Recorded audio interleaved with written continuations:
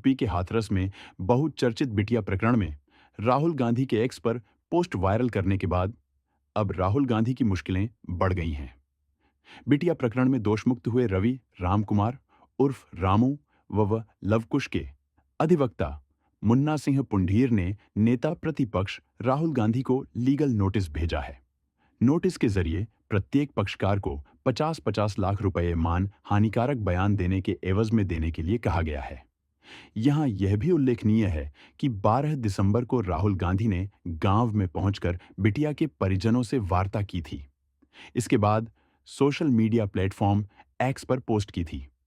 अधिवक्ता मुन्ना सिंह पुंडीर ने नोटिस के जरिए कहा है कि गांव में पार्टी बंदी की वजह से थाना चंदपा में संदीप सिसोदिया उर्फ चंदू के खिलाफ मुकदमा दर्ज हुआ था। राजनीतिक दलों के अनुचित राजनीतिक समर्थन के कारण मेरे पक्षकार रवि लवकुश और राम कुमार को सुनियोजित साजिश के तहत मामले में शामिल किया गया। इस मामले में सीबीआई ने आरोप पत्र दाखिल किया। नोटिस में कहा है कि भारतीय राष्ट्रीय कांग्रेस सहित कई अन्य राजनीतिक दल भी अपने राजनैतिक लाभ के लिए इस मामले में कूद पड़े और जांच की निष्पक्षता को प्रभावित किया। भारतीय राष्ट्रीय कांग्रेस ने राहुल गांधी के माध्यम से मेरे पक्षकार का जीवन बर्बाद करने के लिए वादी को फंड भी उपलब्ध कराया था। मेरे पक्षकार को करीब 2.5 साल की लंबी अवधि के लिए हिरासत में रखा गया और उनके जीवन का बहुमूल्य समय सामूहिक बलात्कार, हत्या आदि के झूठे आरोपों के कारण समाज में बदनामी, अपमान और चरित्र हनन के अलावा जेल में बिताना पड़ा। उन्होंने नोटिस के जरिए कहा कि मुकदमा समाप्त हो गया और मेरे पक्षकार के रविव लवकुश को विशेष न्यायाधीश एससी एसटी एक्ट ने सभी आरोपों से बरी कर दिया। अदालत द्वारा विचारित किसी भी व्यक्ति के खिलाफ बलात्कार, सामूहिक बलात्कार और हत्या के आरोप अदालत में साबित नहीं हुए।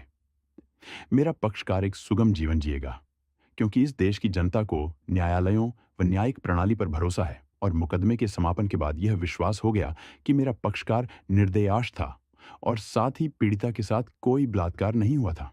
इसलिए अदालत के फैसले के बाद मेरे पक्षकारों का जीवन कुछ हद तक आरामदायक होने जा रहा था। लेकिन आपने गंदी राजनीति के तहत एक्स पर पोस्ट अपलोड की।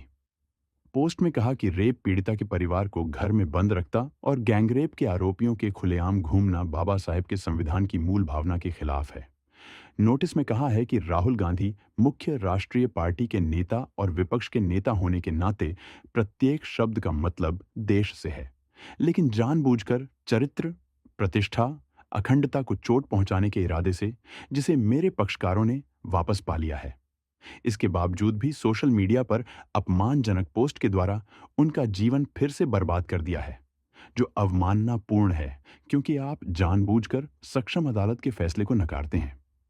नोटिस में कहा है कि मानहानिकारक अपमानजनक बयान ने अदालत के फैसले के बाद भी मेरे पक्षकारों के चरित्र पर कलंक लगाया है, जो कि दंडनीय अपराध है।